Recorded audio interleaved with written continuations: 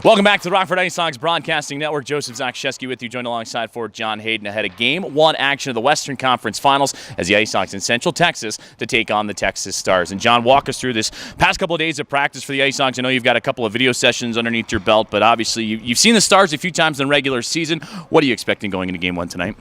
Well, it's not always easy taking so much time off, but all teams in playoffs have to deal with that, and I think we handled it well with a good week of practice, and we know the team's going to be great.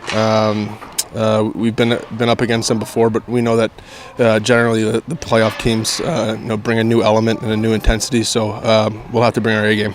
The IceHogs are doing well going into this postseason and this Western Conference Finals, now 7-0. How do you keep the good times rolling for Rockford, knowing that it's obviously going to get a lot harder and a lot more difficult here in the Western Conference Finals? I think it comes down to consistency, and that's what we've done a really good job of the last 7 games. And the veterans and the coaches do a good job of keeping us in check, and there's a certain accountability that all of us, try to take pride in. And I think if you look at some of our games in the last years, we try and get better as the game goes on and try and make sure the third period is our best.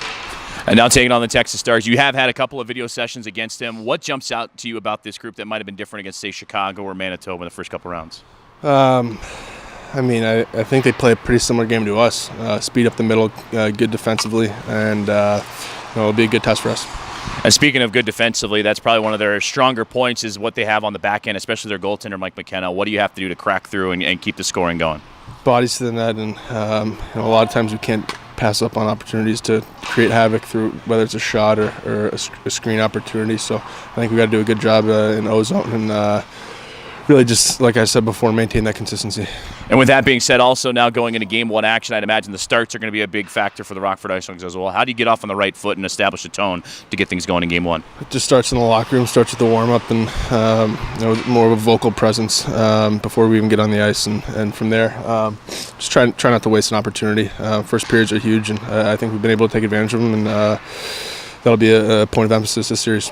John, I appreciate your time. Good luck tonight. Thank you.